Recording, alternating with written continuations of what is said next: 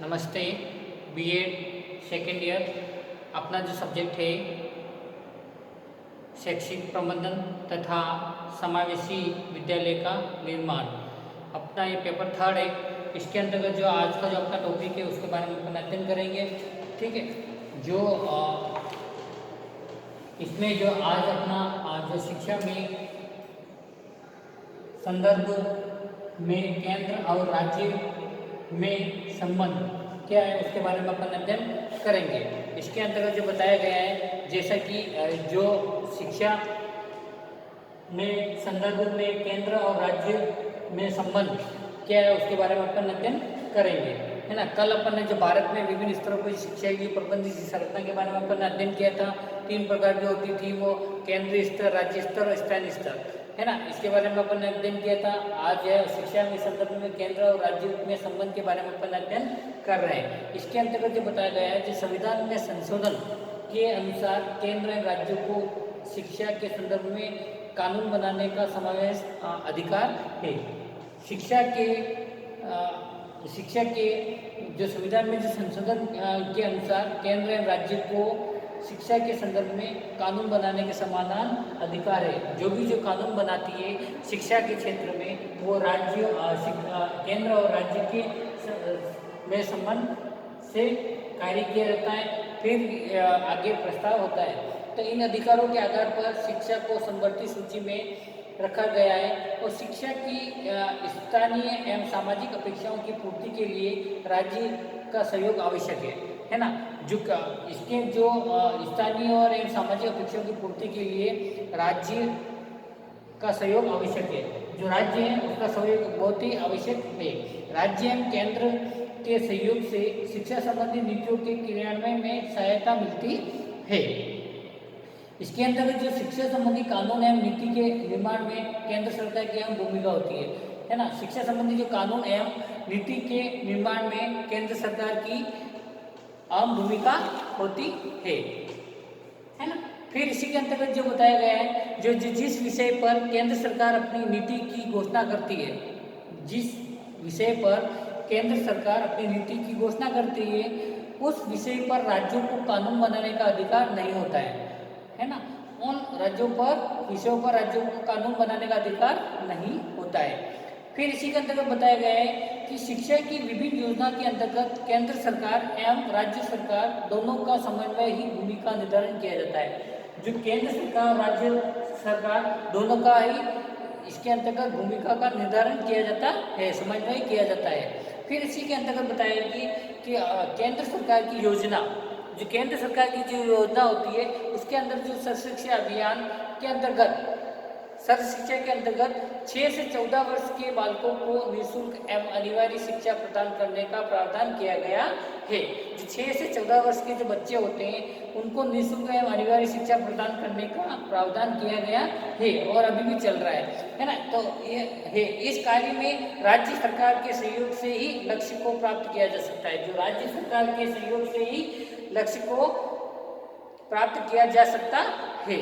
फिर इसी के अंतर्गत जो बताया गया है, जो इसी के अंतर्गत केंद्र सरकार राज्य सरकार के सहयोग से अधोलिखित कार्यों का निर्वाह करता है।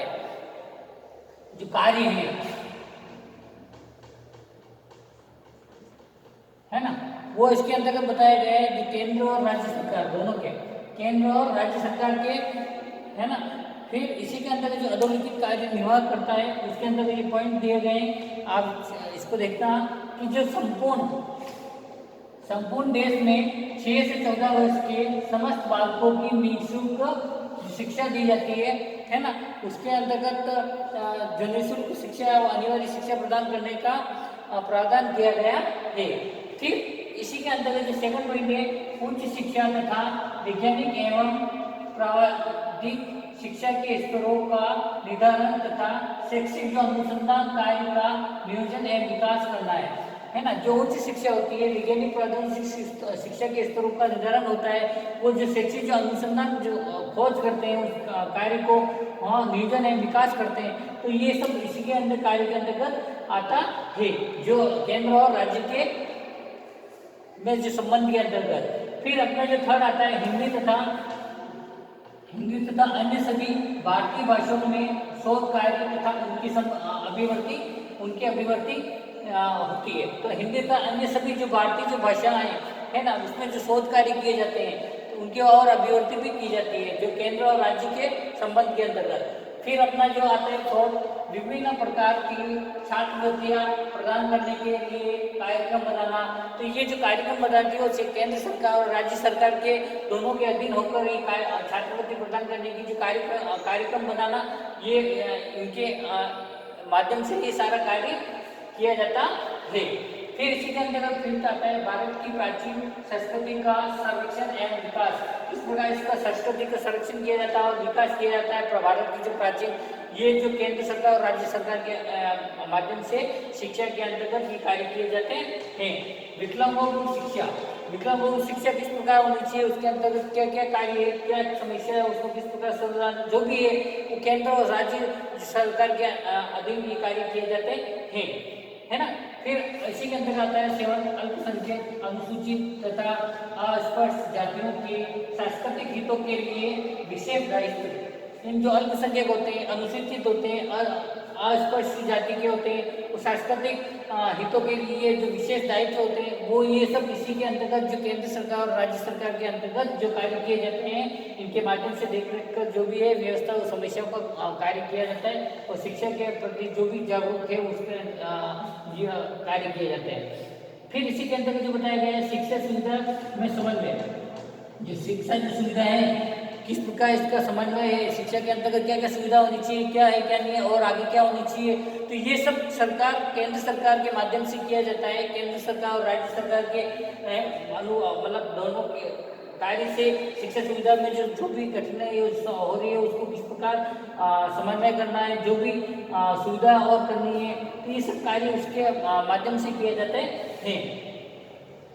फिर समाज के पिछड़े वर्गों में शिक्षा को प्रोत्साहन देना, जो समाज के जो पिछड़े वर्ग हैं उनको किस प्रकार शिक्षा को आगे बढ़ाना है, प्रोत्साहन देना है, ताकि आगे जो शिक्षा जो नीति है वो किस प्रकार आगे से अच्छी सी शिक्षा को ग्रहण कर सके और आने वाले भविष्य को उज्जवल कर सके। तो ये समाज को पिछड़े वर्गों में जो शिक्षा को प्रोत्साहन देना है ताकि जो समाज आज अच्छे विकसित हो सके।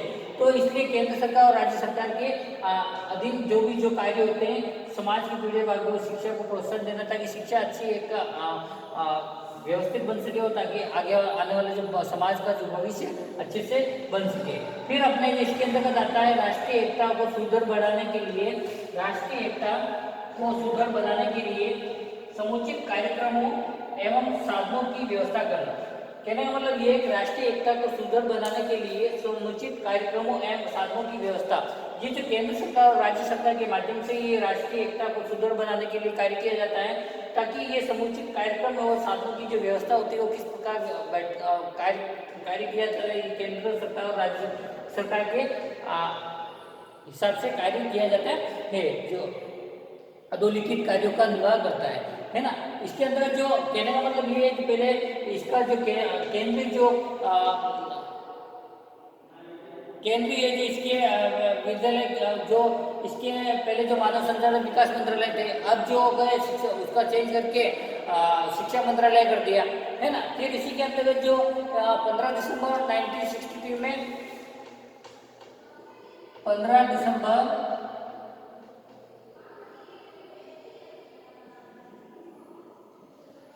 जी केंद्र सरकार है ना, केंद्रीय विद्यालय। फिर इसके अंतर्गत जो संख्या है लगभग अभी 1263 है ना, 1263 है। तो ये जो शिक्षा नीति है केंद्र के माध्यम से जो भी कार्य किए जाते हैं उनके माध्यम से ये कार्य शिक्षा नीति को तैयार किया जाता है। आगे किस प्रकार है तो राज्य के दोनों के अनुरूप जो भी कार्य होते हैं यहाँ से प्रस्तावित किस प्रकार शिक्षा को और भी कार्य जो नीति जो तैयार की जाती है तो ये केंद्र सरकार ही के माध्यम से ही प्रस्ताव होता है और फिर आगे जो कार्यक्रम रखा जाता है कि किस प्रकार इसको सारणी के हिसाब से बताया जाता है। तो ये एक आज का जो अपना जो टॉपिक है शिक्षा में संदर्भ में केंद्र और राज्य में संबंध है ना, किस प्रकार संबंध होना चाहिए उसके बारे में अपन अध्ययन किया है। आज के लिए इतना ही काफ़ी है। आप अच्छे से रीड कर लेना, अच्छे से समझ लेना और अच्छे से देख लेना और नोटबुक में उतार लेना। ठीक है, कक्षा को उसको व्यवस्थित बनाने के लिए आपको बहुत बहुत धन्यवाद।